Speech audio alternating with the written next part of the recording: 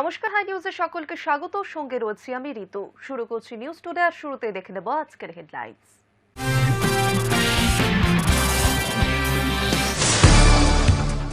BJP ছেড়ে তৃণমূলে অভিনেত্রী পার্নো মিত্র। তৃণমূল ভবনে চন্দ্রিমা ভট্টাচার্য, জয়প্রকাশ মজুমদারের উপস্থিতিতে রাজ্যের শাসক দলে যোগ দিলেন পার্নো।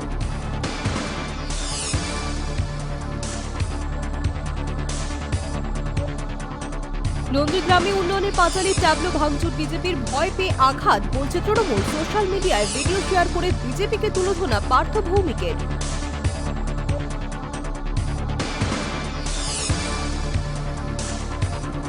দূরপাল্লার সমস্ত ট্রেনের ভাড়া বাড়িয়ে দিল রেল। এই নিয়ে বছরে দুবার বাড়ানো হলো ভাড়া। যাত্রীদের সাধ্যের মধ্যে ভাড়া রাখার পাশাপাশি পরিষেবা ও পরিচালন ব্যবস্থার টেকসই ভারসাম্য বজায় রাখা প্রয়োজন ছিল, তাই এমন সিদ্ধান্ত।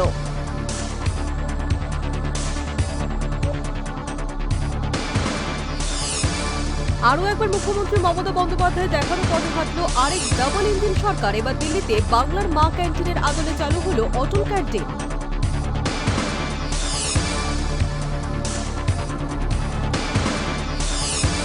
বড়দিনে বিধ্বংসী অগ্নিকাণ্ড শহর কলকাতায়। গার্ডেন ব্রিজের পাহাড়পুরে আগুনে পুড়ে ছাই অন্তত 50টি ঝুঁকি। মাথার উপর ছাদ হারালেন বেশ কয়েকটি পরিবার।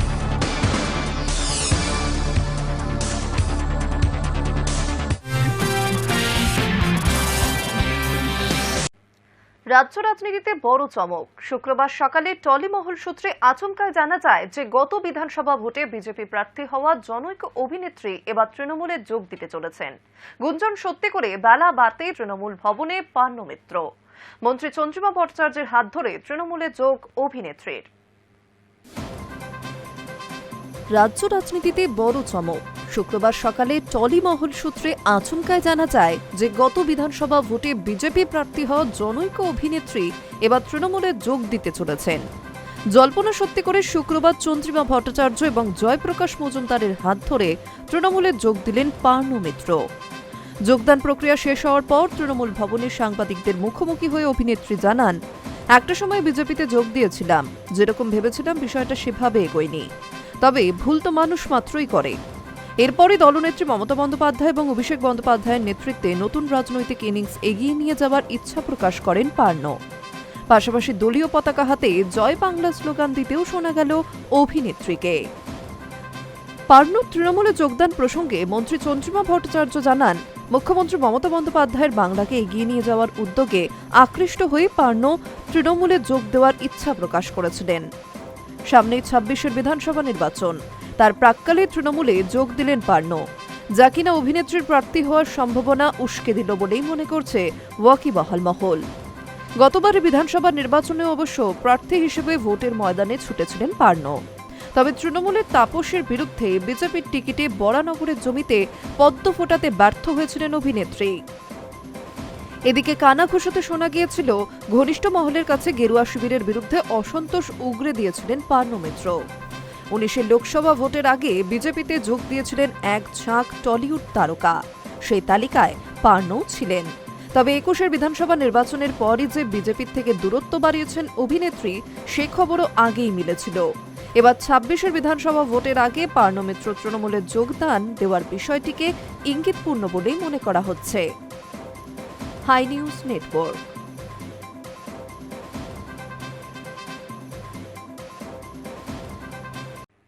নন্দীগ্রামে উন্নয়নের পাঁচালী ট্যাবলো ভাঙচুর বিজেপির। ভয় পেয়ে আঘাত বলছে তৃণমূল। সোশ্যাল মিডিয়ায় ভিডিও শেয়ার করে বিজেপিকে তুলোধনা পার্থ ভৌমিকের। 26-এর নির্বাচনের আগেই রাজনৈতিক অশান্তিতে তপ্ত হয়ে উঠেছে রাজ্যের অন্যতম হাই ভোল্টেজ কেন্দ্র নন্দীগ্রাম। বড়দিনেও তার ব্যতিক্রম হল না। রাজ্য সরকার তথা তৃণমূলের প্রচারের জন্য সাজানো ট্যাবলো ভাঙচুরের অভিযোগ উঠল বিজেপির বিরুদ্ধে। ঘটনার পর তীব্র প্রতিক্রিয়া জানিয়েছে শাসক শিবির। সোশ্যাল মিডিয়ায় বিজেপিকে দায়ী করে তুলোধনা তৃণমূল সাংসদ পার্থ ভৌমিকের। তার স্পষ্ট দাবি, হারের ভয় এই আঘাত করেছে তারা, নিজেদের জমি আলগা বুঝেই এসব করছে। মনে রাখবেন, যত আঘাত করবেন মমতা বন্দ্যোপাধ্যায়ের প্রতি জনসমর্থন আরও বাড়বে। রাজ্য সরকারের 15 বছর পূর্তি উপলক্ষে জনগণের কাছে কাজের খতিয়ান তুলে ধরতে দিন কয়েক আগে উন্নয়নের পাঁচালী প্রকাশ করেছেন মুখ্যমন্ত্রী মমতা বন্দ্যোপাধ্যায়। উন্নয়নের কাজ সম্বলিত সেই পাঁচালী সুরে সুরে বেঁধেছেন গায়িকা ইমন চট্টোপাধ্যায়। ২৬-এর ভোটের আগে রাজ্যের বিভিন্ন প্রান্তে তৃণমূল সরকারের প্রচারের কাজে সেই গান বাজছে। সেইভাবেই বড়দিনে নন্দীগ্রামের একাধিক এলাকায় অটোয় উন্নয়নের পাঁচালী ট্যাবলো নিয়ে চলছিল প্রচার কাজ। আর সেই সময় তার ওপর হামলা চলে বলে অভিযোগ, ভাঙচুর করা হয় ট্যাবলো। সোশ্যাল মিডিয়ায় সেই ভিডিও পোস্ট করে তৃণমূলের অভিযোগ, নন্দীগ্রামে উন্নয়নের পাঁচালীর ট্যাবলো ভেঙেছে বিজেপি।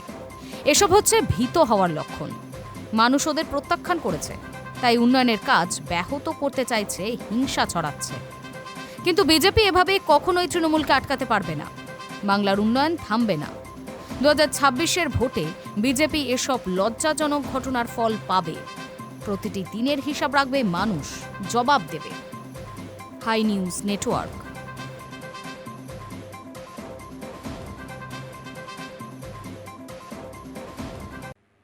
বড়দিনে বিধ্বংসী অগ্নিকাণ্ড শহর কলকাতায়। গার্ডেন রিচের পাহাড়পুরে দাও দাও আগুনে পুড়ে ছাই অন্তত ৫০টি ঝুপড়ি। বড়দিনের সন্ধ্যায় মাথার উপর ছাদ হারালেন বেশ কয়েকটি পরিবার। ঘটনায় আতঙ্কে এলাকাবাসী। বড়দিনে বিধ্বংসী অগ্নিকাণ্ড শহর কলকাতায়। গার্ডেন রিচের পাহাড়পুরে দাও দাও করে আগুনে পুড়ে ছাই অন্তত ৫০টি ঝুপড়ি। বড়দিনের সন্ধ্যায় মাথার উপর ছাদ হারালেন বেশ কয়েকটি পরিবার। বৃহস্পতিবার পাহাড়পুরের ঝুপড়িতে আগুনের খবর পেয়ে ঘটনাস্থলে পৌঁছায় ৬টি ইঞ্জিন। তবে ঘিঞ্জি এলাকা হওয়ার কারণে আগুন নিয়ন্ত্রণ আনতে হিমশিম খেতে হয় দমকল কর্মীদের। প্রাথমিক অনুমান, গ্যাস সিলিন্ডার ফেটে এত বড় অগ্নিকাণ্ড ঘটায় এলাকার মানুষ আতঙ্কে রয়েছে। জানা যাচ্ছে পাহাড়পুরের এই এলাকায় মূলত ছোট ছোট ঝুপড়িতে ভরা ছিল। বৃহস্পতিবার বিকেল 4:30 নাগাদ ওই ঝুপড়ির পাশে আবর্জনা স্তূপে আচমকাই আগুন লেগে যায়। কানে আসে ঘন ঘন বিস্ফোরণের শব্দ। সেখানে বেশ কিছু দাহ্য পদার্থও ছিল, ফলে দাও দাও আগুন ছড়িয়ে পড়ে অতি দ্রুত। অন্তত ৫০টি ঝুপড়ি পুড়ে ছাই হয়ে যায় নিমেষের মধ্যে। অগ্নিকাণ্ডের খবর পেয়ে দমকলের 5টি ইঞ্জিন প্রথমে ঘটনাস্থলে পৌঁছে আগুন নেভানোর কাজে লাগে। কিন্তু ক্রমশ ছড়িয়ে পড়া আগুন নিয়ন্ত্রণ আনতে আরও বেশি সংখ্যক ইঞ্জিন সেখানে পৌঁছে যায়। এলাকায় অন্তত ঘিঞ্জি হওয়ার কারণে আগুন নেভানোর কাজ কঠিন হয়ে পড়ে। কিভাবে আগুন লাগলো সেই বিষয়ে এখনো নিশ্চিত করে কিছু বলতে পারছে না দমকল অধিকর্তারা। তবে প্রত্যক্ষদর্শীদের বয়ান অনুযায়ী সিলিন্ডার বিস্ফোরণের কারণেই এমনটা ঘটেছে। এমনকি ঝুপড়ি পুড়ে যাওয়ার কারণে কতটা ক্ষয়ক্ষতি হয়েছে তাও জানা যায়নি। আগুন নিয়ন্ত্রণ হলেও কোথাও কোথাও এখনো পকেট ফায়ার রয়েছে। বড়দিনে বিকেলের মাথায় ওপরের ছাদ হারিয়ে হাহাকার পরিবারগুলি। বছরের শেষে সর্বস্ব খোয়ানো কিভাবে দিন চলবে তা নিয়েই দুশ্চিন্তায় তারা। প্রশাসন সাহায্য করলে তবেই নতুন করে জীবন গুছিয়ে নেওয়া সম্ভব হবে বলে জানাচ্ছে তাদের মধ্যে কেউ কেউ। অগ্নিকাণ্ডের ঘটনায় আতঙ্কিত আশেপাশের বাসিন্দারা। বসতি এলাকায় অগ্নিকাণ্ডের নেপথ্যে কেউ কেউ অন্য ষড়যন্ত্র করছেন। তদন্ত করে অগ্নিকাণ্ডের কারণ খতিয়ে দেখা হচ্ছে। Hi news network.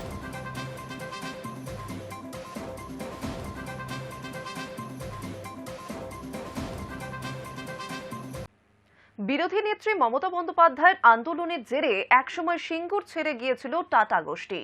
সেই সিঙ্গুরে এবার ৫০০ কোটি টাকা বিনিয়োগের সিদ্ধান্তে শিলমোহর দিল তার নেতৃত্বাধীন রাজ্য মন্ত্রিসভা। নবান্নে আয়োজিত বৈঠকে সিঙ্গুরে ওয়্যারহাউস প্রকল্পে সম্মতি দিয়েছে রাজ্য সরকার। গত সপ্তাহে বিজনেস কনক্লেভ সাক্ষী থেকেছিল রাজ্যের শিল্পায়নের দ্রুত গতির। আর বুধবার মন্ত্রিসভার বৈঠকের এক গুচ্ছ পদক্ষেপ বুঝিয়ে দিল শুধু শিল্প স্থাপন নয়, তার জন্য আগামী দিনের জরুরি পরিকাঠামো প্রস্তুত রাখতে চান মুখ্যমন্ত্রী মমতা বন্দ্যোপাধ্যায়। শিল্প ও মানুষের ক্রমবর্ধমান চাহিদা মেটাতে বিদ্যুৎ উৎপাদনে বেসরকারি সংস্থার সঙ্গে যৌথ উদ্যোগ, পরিষেবা ক্ষেত্র বাড়াতে বৃহৎ ওয়্যারহাউস তৈরি, জেমস অ্যান্ড জুয়েলারি পার্কের পরিধি বাড়াতে জমির ব্যবস্থার মতো বিভিন্ন গুরুত্বপূর্ণ বিষয়ে এদিন শিলমোহর দিল রাজ্য মন্ত্রিসভা।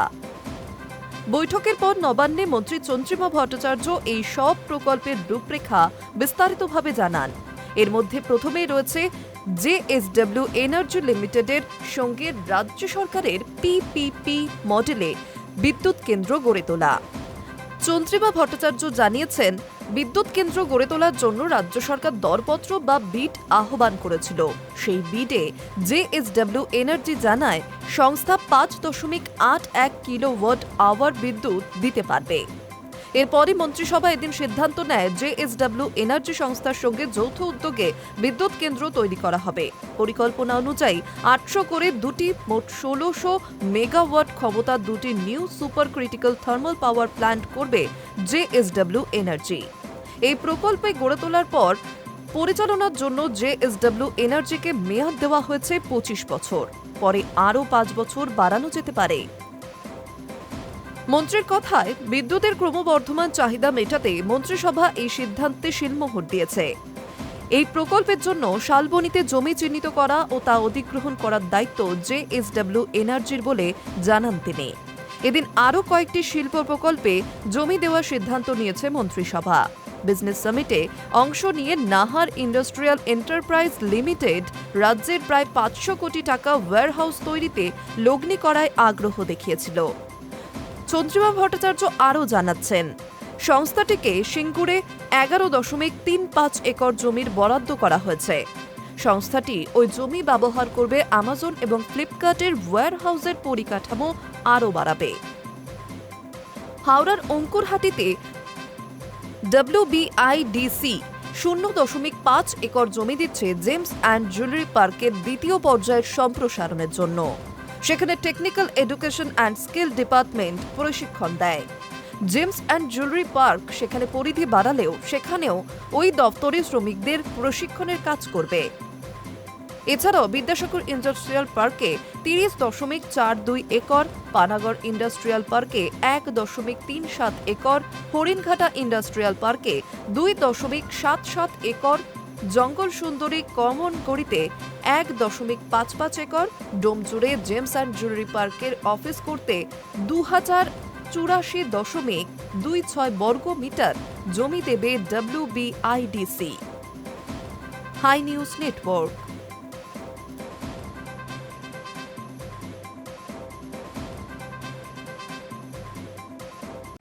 দূরপাল্লার সমস্ত ট্রেনের ভাড়া বাড়ালো রেল। এ নিয়ে বছরে 2 বার ভাড়া বাড়ানো হলো ট্রেনের। যাত্রীদের সাধ্যের মধ্যে ভাড়া রাখার পাশাপাশি পরিষেবা এবং পরিচালন ব্যবস্থার টেকসই ভারসাম্য বজায় রাখা প্রয়োজন ছিল, তাই এই সিদ্ধান্ত। আরও ভালো পরিষেবা দেওয়ার লক্ষ্যে শুক্রবার থেকে দূরপাল্লা সমস্ত ট্রেনের ভাড়া বাড়িয়ে দিল রেল। বছরে এই নিয়ে দ্বিতীয়বার। মন্ত্রকের দাবি, যাত্রীদের সাধ্যের মধ্যে ভাড়া রাখার পাশাপাশি পরিষেবা ও পরিচালন ব্যবস্থার টেকসই ভারসাম্য বজায় রাখা প্রয়োজন ছিল, তাই এই সিদ্ধান্ত। এই ভাড়া বৃদ্ধির বিষয়টি শুধুমাত্র দূরপাল্লার ট্রেনের ক্ষেত্রেই কার্যকর। শহরতলির পরিষেবা এবং সিজন টিকিটের ভাড়ায় কোনো পরিবর্তন হচ্ছে না, তা সে শহরতলি হোক বা নন সার্বাবান রুট হোক। সবচেয়ে গুরুত্বপূর্ণ বিষয়, নতুন ভাড়া কার্যকর হবে শুধুমাত্র 26শে ডিসেম্বর বা তারপরে বুক করা টিকিটে। তার আগে যারা টিকিট কেটেছেন যাত্রার দিন পরে হলেও তাদের কোনো অতিরিক্ত টাকা দিতে হবে না। রেলের নতুন ভাড়া কাঠামো অনুযায়ী দ্বিতীয় শ্রেণীর সাধারণ কোচে দূরত্ব ভিত্তিক ভাড়া বৃদ্ধি করা হয়েছে। 215 কিলোমিটার পর্যন্ত ভাড়া অপরিবর্তিত। 216 থেকে 750 কিলোমিটার 5 টাকা বাড়ল। 751 থেকে 1250 কিলোমিটারে 10 টাকা বাড়ছে। 1251 থেকে 1750 কিলোমিটারে 15 টাকা বাড়ল। 1751 থেকে 2250 কিলোমিটারে 20 টাকা বাড়ছে। স্লিপার ক্লাস সাধারণ এবং ফার্স্ট ক্লাস সাধারণ কোচে প্রতি কিলোমিটারে 1 পয়সা করে ভাড়া বৃদ্ধি করা হয়েছে। অর্থাৎ দূরত্ব যত বাড়বে টিকিটের দামও তত ধাপে ধাপে বাড়বে। মেল ও এক্সপ্রেস ট্রেনের ক্ষেত্রে নন এসি এবং এসি দুই ধরনের কোচেই প্রতি কিলোমিটারে 2 পয়সা করে ভাড়া বেড়েছে। এর আওতায় পড়ছে sleeper, first class, AC chair car, AC 3 tier, AC 2 tier এবং এসি ফার্স্ট ক্লাস। রেলের হিসেব অনুযায়ী নন এসি মেল বা এক্সপ্রেস ট্রেনে 500 কিলোমিটার যাত্রা করলে যাত্রীদের গুনতে হবে প্রায় 10 টাকা বেশি। এই নতুন ভাড়া কাঠামো লাগু হচ্ছে দেশের প্রায় সব প্রধান দূরপাল্লার ট্রেনে। তালিকায় থাকছে তেজস রাজধানী, রাজধানী, শতাব্দী, দুরান্ত এক্সপ্রেস, বন্দে ভারত, হামসফর, অমৃত ভারত, তেজস, মহামানা, গতিমান, অন্তোদ্বয়, গরিবরথ, জনশতাব্দী, যুব এক্সপ্রেস এবং নম ভারত র্যাপিড রেল।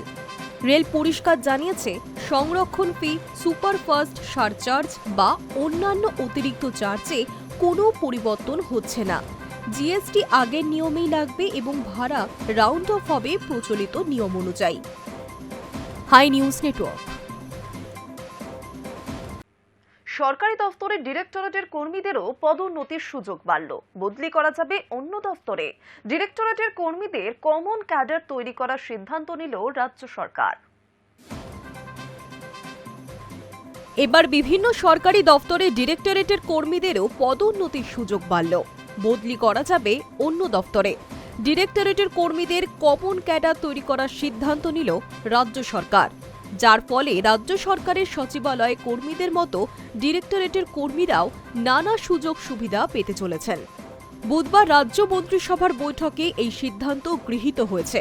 এই সিদ্ধান্তের জেরে ডিরেক্টরেটের কর্মীদের পদোন্নতির সুযোগ বাড়ল। সেই ডিরেক্টরেটের কর্মীদের বিভিন্ন দফতরে বদলিও করা যাবে। এতদিন পর্যন্ত নিয়ম ছিল, দফতরের ডিরেক্টরেটের অধীনে যে কর্মীরা চাকরি পেতেন সেই ডিরেক্টরেটের সঙ্গে সারা জীবন তারা চাকরি করতেন, অন্য দফতরে যেতে পারতেন না। ছোট ডিরেক্টরেটের ক্ষেত্রে পদোন্নতির সময় হলেও সেই সুযোগ তারা পেতেন না। কিন্তু নতুন নিয়মে কোনো কর্মীর পদোন্নতির সময় হলেই নিজের ডিরেক্টরেটে সুযোগ না থাকলে অন্য কোনো দফতরে পদোন্নতি নিয়ে যেতে পারবেন এবং তার নিয়ন্ত্রণ কর্মীবর্গ এবং প্রশাসনিক সংস্কার দপ্তর। সরকারের এই সিদ্ধান্তের ফলে হাজার হাজার ডিরেক্টরেটের কর্মচারী উপকৃত হবেন। রাজ্য সরকারের এই সিদ্ধান্তকে স্বাগত জানিয়েছে পশ্চিমবঙ্গ রাজ্য সরকারি কর্মচারী ফেডারেশন। একই সঙ্গে মন্ত্রিসভার বৈঠকে বিভিন্ন দফতরের জন্য 10টি নতুন পদ তৈরির সিদ্ধান্ত নেওয়া হয়েছে। স্বরাষ্ট্র দপ্তরের জন্য 4 জন চুক্তিভিত্তিক কর্মী নিয়োগের অনুমোদন দিয়েছে মন্ত্রিসভা। এছাড়াও সাফ গেমস, এশিয়ান গেমসের মতো আন্তর্জাতিক খেলায় পদক জেতা খেলোয়াড়দের জন্য 17টি শূন্য পদ পূরণের সিদ্ধান্ত নেওয়া হয়েছে। জুডিশিয়াল আধিকারিকদের আবাসনের জন্য উপনিরাপত্তা আধিকারিক পদ তৈরিতে অনুমোদন দিয়েছে মন্ত্রিসভা। High news network.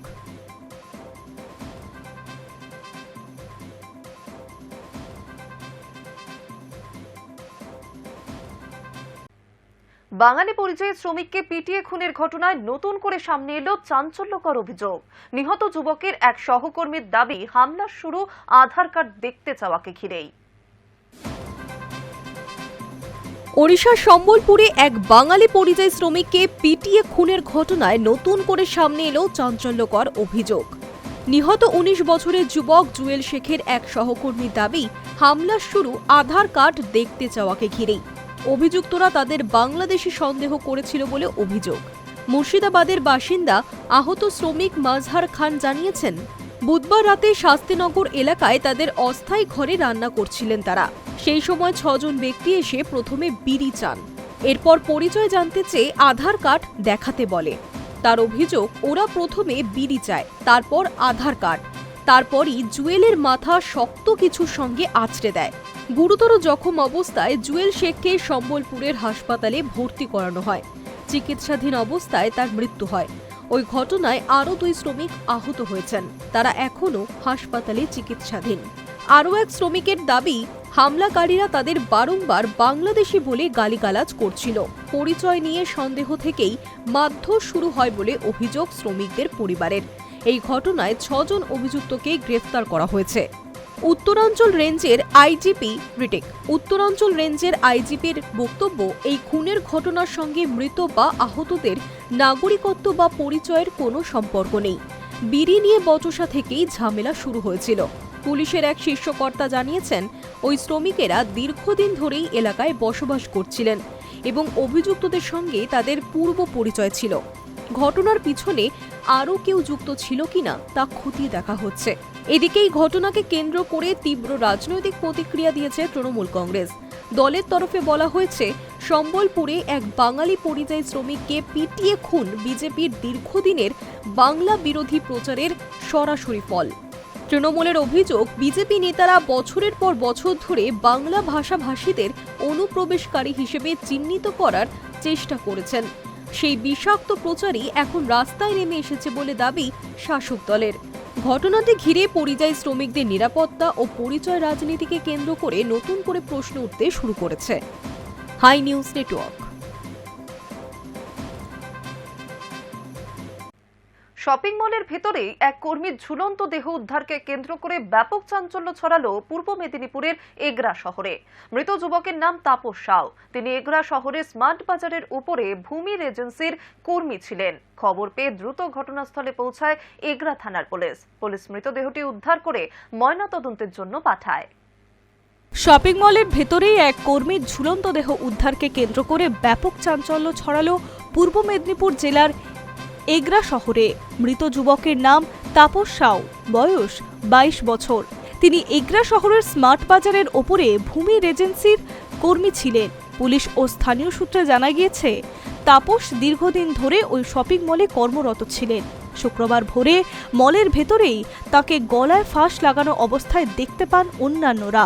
খবর পেয়ে দ্রুত ঘটনাস্থলে পৌঁছান এগরা থানার পুলিশ মৃতদেহ উদ্ধার করে ময়না তদন্তের জন্য পাঠিয়েছে। এখানে কাজ করতো, সবই ঠিক ছিল, কিন্তু কি করে হঠাৎ মারা গেল আমরা তো জানি না। কিন্তু ইয়ার তদন্ত আমরা দরকার। এর মোবাইলে যে ওটিপি পড়ে গেছে ওটা খুলে লক খুলে কার সাথে কথা বলছে না বলছে সেটা খুলে জেনে নিয়ে তার উপরে একটু দোষারোপ করতে হবে। আমরা থানায় কমপ্লেন নিশ্চয়ই করা হয়েছে, আরও করব। এখানে মোটামুটি মহল যতদিন চালু হয়েছিল মানে উদ্বোধন থেকে ততদিন থেকে কাজ করছেন উনি ভালোভাবে। আমিও মাসে মাসে এখানে এসে ব্যাংকে গিয়ে টাকা দিতে আসতাম, তো এখানে দেখা করে যেতাম। দেখা করে গিয়ে সবাই সঙ্গে এখানে দেখা করে খাওয়া দাওয়া করে আমিও যেতাম। সবাই ভালোই ছিল, ঠিকই ছিল, কিন্তু কি পরিস্থিতি হলো আমরা কোনো বুঝতে পারছি না। এখন যে আমরা আমার নিজের ভাই, আমার কাকু আর কাকিমাকে যে কি করে সামলাবো সেটা আমরা ধৈর্য রাখতে পারছি না। মৃত যুবকের বাড়ি মোহনপুর ব্লকের লালবাজার পলাশিয়া এলাকায়। প্রাথমিক তদন্তে পুলিশের অনুমান, প্রেমঘটিত কোনো সমস্যার কারণেই এই চরম সিদ্ধান্ত নিয়েছে ওই যুবক। তবে আত্মহত্যার নেপথ্যে অন্য কোনো কারণ আছে কিনা তা খতিয়ে দেখতে পুলিশ নিহতের সহকর্মী ও পরিবারের সদস্যদের জিজ্ঞাসাবাদ করছে। শপিং মলের মতো একটি জনবহুল এবং সুরক্ষিত স্থানে এই ধরনের ঘটনা ঘটায় এলাকায় শোকের ছায়া নেমে এসেছে।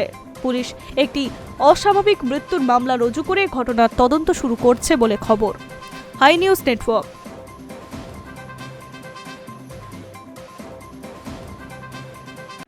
এবার নজর রাখছে আবহাওয়ার খবরে। 12 ডিগ্রির ঘরে কলকাতার তাপমাত্রা। কলকাতা এবং সংলগ্ন এলাকায় মরশুমের শীতলতম দিন। ডিসেম্বরের শেষ সপ্তাহে দাপুটে ইনিংস শীতের। আবহাওয়া দপ্তর সূত্রে খবর, 2-3 দিন এইরকমই থাকবে তাপমাত্রা। ডিসেম্বরের শেষ সপ্তাহে দাপুটে ইনিংস শীতের। নিজেই নিজের রেকর্ড ভাঙছে তাপমাত্রা। মৌসুমে এই প্রথমবার তাপমাত্রার পারদ 12 ডিগ্রি সেলসিয়াসের ঘরে। শুক্রবারের সর্বনিম্ন তাপমাত্রা 12.9 ডিগ্রি। কলকাতা এবং সংলগ্ন এলাকায় মৌসুমের শীতলতম দিন এটি। আলিপুর আবহাওয়া দপ্তর সূত্রের খবর, শনিবার পর্যন্ত কলকাতা সহ দক্ষিণবঙ্গে চলবে তাপমাত্রার পারদ পতন। তারপর 2-3 দিন একই রকম তাপমাত্রা থাকবে। পশ্চিমী ঝঞ্ঝার প্রভাবে 31শে ডিসেম্বর থেকে ফের বাড়তে পারে তাপমাত্রা। তবে বড়সড় পরিবর্তনের কোনো সম্ভাবনা নেই। নতুন বছরের শুরুতে 2 থেকে 3 ডিগ্রি সেলসিয়াস পর্যন্ত বাড়তে পারে তাপমাত্রা। শুক্রবার কলকাতার সর্বনিম্ন তাপমাত্রা 12.9 ডিগ্রি, যা স্বাভাবিকের থেকে 1.7 ডিগ্রি সেলসিয়াসের নিচে। গত 25শে ডিসেম্বর তিলোত্তমার তাপমাত্রা ছিল 13.7 ডিগ্রি। তার আগে গত 21শে ডিসেম্বর তাপমাত্রা নেমেছিল 14.4 ডিগ্রি সেলসিয়াসে। 6 ডিসেম্বর 14.5 ডিগ্রি সেলসিয়াস হয়েছিল তাপমাত্রা। এদিকে পশ্চিমের জেলাগুলিতে তাপমাত্রা 8 ডিগ্রি সেলসিয়াসের কাছাকাছি। আগামী কয়েকদিনে পশ্চিমের জেলাগুলিতে 7 থেকে 10 ডিগ্রি সেলসিয়াসের মধ্যে থাকবে সর্বনিম্ন তাপমাত্রা। উপকূলের জেলাগুলিতে সর্বনিম্ন তাপমাত্রা থাকতে পারে 11 থেকে 14 ডিগ্রি সেলসিয়াস। হাড় কাঁপুনে শীতে জুবুথুবু উত্তরবঙ্গ। আগামী 2-3 দিন কোচবিহার ও আলিপুরদুয়ারে শীতল দিনের চরম সতর্কতা জারি হয়েছে। রাতে তাপমাত্রা 10 ডিগ্রির নিচে এবং দিনের তাপমাত্রা স্বাভাবিকের তুলনায় 4 থেকে 5 ডিগ্রি নিচে থাকতে পারে। দার্জিলিংয়ে সর্বনিম্ন তাপমাত্রা 4 থেকে 6 ডিগ্রি সেলসিয়াসের মধ্যে থাকবে। পার্বত্য এলাকায় এবং উপরের দিকের জেলাগুলিতে তাপমাত্রা 7 থেকে 10 ডিগ্রি সেলসিয়াসের মধ্যে থাকবে। মালদা এবং সংলগ্ন জেলাগুলির তাপমাত্রা 9 থেকে 12 ডিগ্রি সেলসিয়াসের মধ্যে থাকবে। এছাড়া ঘন কুয়াশার সতর্কতাও জারি হয়েছে। দার্জিলিং, জলপাইগুড়ি, কোচবিহার, আলিপুরদুয়ার এবং উত্তর দিনাজপুরের দৃশ্যমানতা 200 মিটারের নিচে নামতে পারে। Hi news network.